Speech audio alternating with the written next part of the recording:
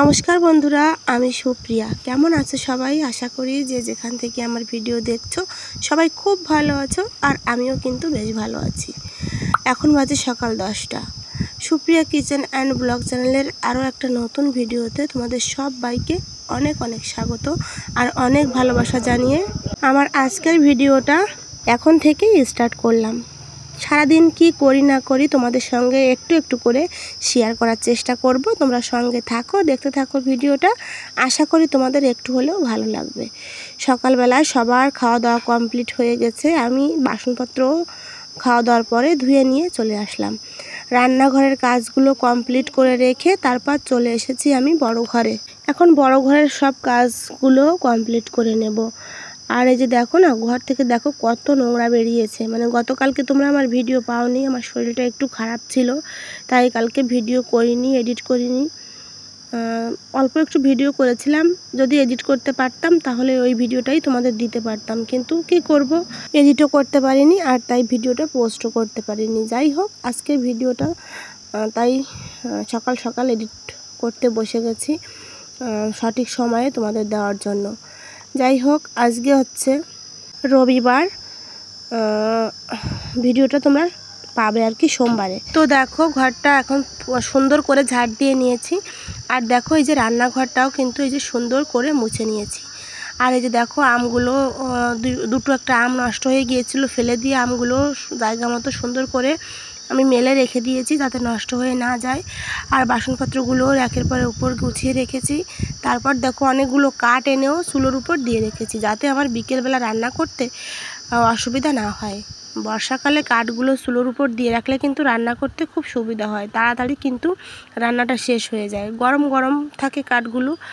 আর এদিকে দেখো, তারপর চলে এসেছি আমি বড় ঘরটাও মুছে নিতে। এখন আমি বড় ঘরটাও খুব সুন্দর করে মুছে নেব।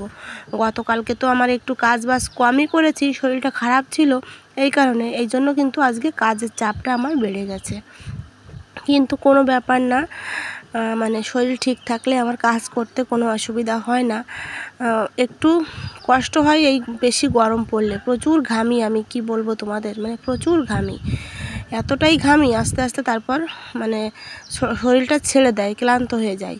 আর এদিকে দেখো, ঘরটাও মুছে নিয়ে এখন সিঁড়িটাও মুছে নিচ্ছি। আর এই যে দেখো, সিঁড়ির নিচে মিস্ত্রিদের কাজের জিনিসপত্রগুলো রেখে গেছে আর কি, জানি না কবে আসবে, এখনও হয়তো 7-8 দিনের মতো কাজ বন্ধ থাকবে। তারপর ঘরটা মুছে নিয়ে আমি ফ্যান চালিয়ে রেখে এসেছি যাতে তাড়াতাড়ি শুকিয়ে যায়। রেখে তারপর এই যে দেখো, আমসত্ত্বগুলো রোদে দিয়ে দিয়েছি। এখন একটু উল্টে নিচ্ছি, কারণ ভালো সুন্দরই রোদ দিচ্ছে এখন একটু উল্টে পাল্টে নিলে তাহলে তাড়াতাড়ি শুকিয়ে যাবে। আর যত ভালো করে শুকাবে ততদিনই কিন্তু ঘরে স্টোর করে রাখা যাবে। যাই হোক, দেখো মৌমাছি এসেছে, তারপর মানে এগুলোকে কি বলে, বল্লা না ভিড়মূল, যাই হোক সবাই এই যে আমের গন্ধে চলে এসেছে। কি রান্না করেছি সেটা শেয়ার করতে আজকে ভুলে গেছি, তাড়াহুড়ো করেই খেতে বসেছি, কারণ রোহিত যাবে স্কুলে, ওকেও খাইয়ে দিতে হবে। বললো মা আমাকে একটু তাড়াহুড়ো করে খাইয়ে দাও, এই জন্য রান্নাবান্না শেয়ার করতে ভুলে গেছি। মসুর ডাল রান্না করেছিলাম, ডাল শেষ, এই দেখো এই যে গামলা, ডাল শেষ, খাওয়া হয়ে গেছে ডাল দিয়ে। আর এই যে কাঁকড়া মাছ দিয়ে পুঁই শাক দিয়ে একটা তরকারি আলু দিয়ে, এই যে দেখো ও ডাল দেখে চলে গেছে। আর এখন আমি পুঁই শাক খাচ্ছি, তখন মনে পড়লো যে আমি তো বন্ধুদের দেখাতেই ভুলে গেছি আজকে কী রান্না করেছি। যাই হোক, চলো খাওয়া দাওয়া করে নিই, তারপর আসছি। আর ওকে খাইয়ে দিয়েছি ডাল দিয়ে। আর একটা বড়া ছিল, ওই যে কাঁকড়া মাছের শ্বাস বের করে যে বড়াটা করেছিলাম গতকাল, ওই বড়া ছিল, ওটা দিয়ে ওকে খাইয়ে দিয়েছি। চলো তাহলে খাওয়া দাওয়া করে নিই। আর এই পুঁই শাক আর কাঁকড়া মাছের তরকারিটা কিন্তু বেশ সুন্দর লাগে, মানে লাউ আর শোল মাছ এটা যেমন যায়, আর আমরা তো কাঁকড়া মাছ পছন্দ করি, আর আমাদের এখানকার কিন্তু এই যে পুঁই শাক আর কাঁকড়া মাছটাও ঠিক তেমনই যায়, মানে সবাই আর কি এটা দিয়েই রান্না করে খায় আর কি। ঠিক আছে, এতটাই খিদে পেয়ে গিয়েছিল, আর সেই জন্য স্নান করে ভাতটা খেয়ে নিয়েছিলাম। আর জামা কাপড়গুলো আমি আর ধুইনি, ভাবলাম একটু সার্ফের গুঁড়ো দিয়ে ভিজিয়ে রাখি, তারপর খাওয়া দাওয়া করে তারপর কেচে দেবো আর কি। প্রত্যেক দিনের কাজগুলো যদি প্রত্যেক দিন এভাবে করে নেওয়া যায়, যেমন জামা কাপড়গুলো একসাথে অনেকগুলো জমিয়ে কাচার থেকে অল্প অল্প করে কিন্তু প্রত্যেক দিনের জামা কাপড় প্রত্যেক দিন অল্প একটু সার্ফের গুঁড়ো দিয়ে কেচে নেওয়াই ভালো। আমার মনে হয়, তাহলে কষ্টটাও কম হয় আর নোংরাও কিন্তু মানে দেখা যায় না, খুব একটা নোংরাও হয় না প্রত্যেক দিন যদি কেচে নেওয়া যায়। আর মানে সার্ফের গুঁড়োও কিন্তু বেশি একটা লাগে না প্রত্যেক দিন যদি একটু ধুয়ে নেওয়া যায়। আর এতটা ঘামি আমি, আমার জামা কাপড় কিন্তু আমি প্রত্যেক দিন, আর আমার না শুধু, আমার বাচ্চাদেরও আর তোমাদের দাদা ভাইয়েরও প্রত্যেক দিন আমি এই সার্ফের গুঁড়ো দিয়েই ধুয়ে দিই। যাই হোক, চলো জামা কাপড়গুলো কেচে ধুয়ে তারপর এখন মেলে দেবো বাইরে। আর আজকে কিন্তু মানে সমস্ত কাজ কোনো সহজ টিপস ফলো না করেই আমি 1 ঘন্টার ভিতরে সব কাজগুলো কমপ্লিট করে নিয়েছি। মানে কাজ কি বলবো, আর মানে মাঝে মধ্যে না আমার কথা থেকে যেন এত এনার্জি চলে আসে আমি বুঝতে পারি না। মাঝে মধ্যে একদমই এনার্জি থাকে না, আর মাঝে মধ্যে প্রচুর এনার্জি নিয়ে কাজগুলো করি আমি। আজকেও যেন কোথা থেকে এনার্জি চলে এসেছে আমি বুঝতেই পারলাম না। আমার না প্রচুর ক্লান্ত লাগে এই গরমের দিনে, কিন্তু আজকে না খুব সহজেই আমি কাজগুলো করে নিয়েছি। যাই হোক, দেখো জামা কাপড়গুলো কেচে ধুয়ে এখন আমি বাইরে মেলে দেব। আর হ্যাঁ, নতুন যদি কোনো আমার বন্ধু আমার ভিডিও দেখে থাকো, প্লিজ আমার চ্যানেলটি সাবস্ক্রাইব করে আমার পাশে থেকো। আর ভিডিওটা যদি ভালো লাগে প্লিজ একটা লাইক করে দিও। তোমাদের একটা লাইক কিন্তু আমার ভিডিও আরও অনেকের কাছে পৌঁছে দিতে সাহায্য করে, তাই প্লিজ সবাই একটা লাইক করো। আর কে কোথা থেকে আমার ভিডিও দেখছো প্লিজ একটু কমেন্টে জানিও। আর আমার ছেলেটা দেখো কি করছে, ওই যে মিস্ত্রিদের কাজের জিনিস, ওইটাকে কি বলে আমি জানি না, তোমাদের দাদাভাই কিনে এনেছে, ওইটা দেখো উঠোনে একদম বিছিয়ে দিয়েছে, দিয়ে এখন বলছে আমি খাট তৈরি করেছি মা, আমি এখানে শুয়ে পড়ি। আমি রাগ করছিলাম যে সারা উঠোনে কেদা, একদম ওখানে তুমি শুয়েও না। যাই হোক, দেখো জামা কাপড়গুলো মেলে দিয়ে তারপর এই যে কাপড়, তারপর জামা কাপড়গুলো এগুলো সকালে আমি কেচে দিয়েছিলাম, সেটা তোমাদের সঙ্গে আর শেয়ার করেছিলাম না। সেগুলো কিন্তু এখন আমি তুলে নিয়ে আসলাম। এই যেগুলো ফুলে পরে আমি বাবার বাড়ি গিয়েছিলাম সেই জামা কাপড়গুলো, সেইগুলো শুকিয়ে গেছে, ওইগুলো মেলে দিলাম আর এইগুলো তুলে নিয়ে আসলাম। বাকি যে জামা কাপড় ছিল সেগুলোও আমি তুলে নিয়ে এসেছি, শুকনোগুলো। এখন আমি সব কিছু ভাঁজ করে জায়গা মতো রেখে দেবো। তার আগে একটু জল খেয়ে নিলাম, প্রচুর হাঁপিয়ে গেছি। আর এই জামা কাপড়গুলো ভাঁজ করে জায়গা মতো তুলে রেখে তারপর আমি একটু রেস্ট নেব, তারপর আমি চলে যাব বিকেলের কাজকর্মগুলো করতে।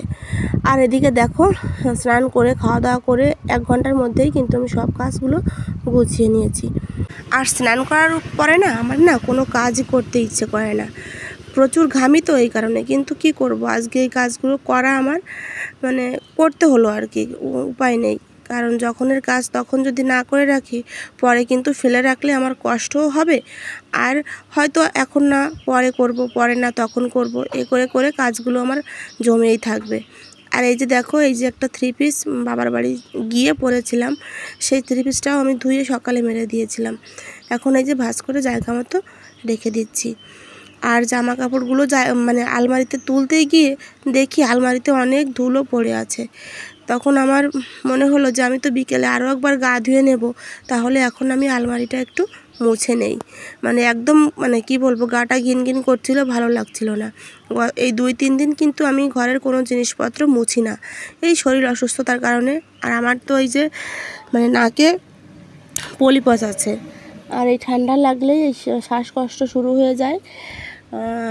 এই জন্য এই ধুলোর ময়লার কাজগুলো এই 2-3 দিন আমি করিনি, কিন্তু আজকে আর না করে পারলাম না। পরিষ্কার করে মুছে একদম ঝকঝকে করে নিয়েছি। তারপর দেখো ফ্রিজটাও একটু মুছে নেব। আমার মানে ছোট্ট একটা ঘর, ফ্রিজটাও কিন্তু আমার ঘরেই রাখতে হয়।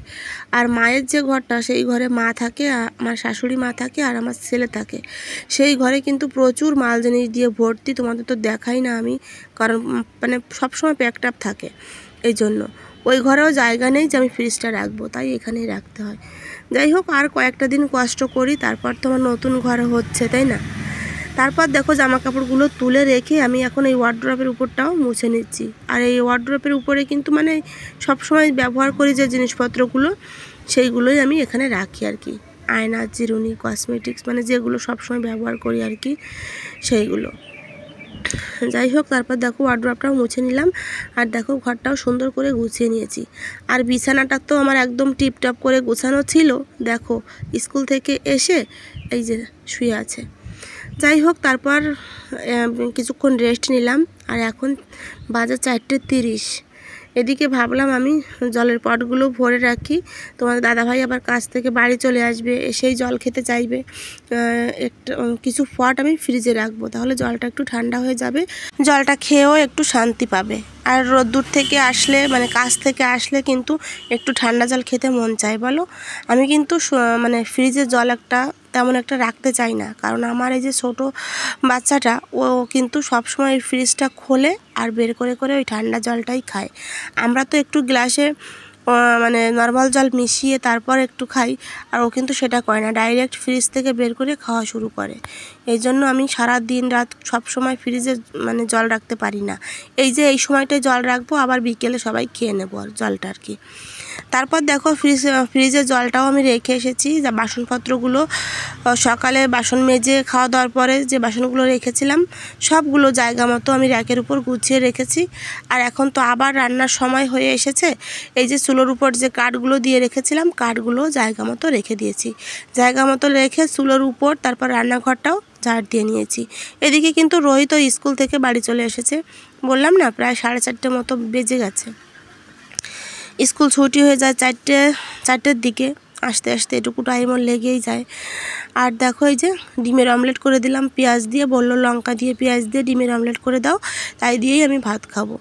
না রান্না করা ছিল সবজি, কিন্তু ও খায়নি। আর এদিকে তোমার দাদাভাইও চলে এসেছে বাজার করে নিয়ে। দেখো গোটা জিরে, গোটা ধনে, গরম মশলা, হলুদ, এগুলো আজকে প্যাকেট খুলবো না, রেখে দিয়েছি, কালকে দেখবো যদি রোদ ওঠে।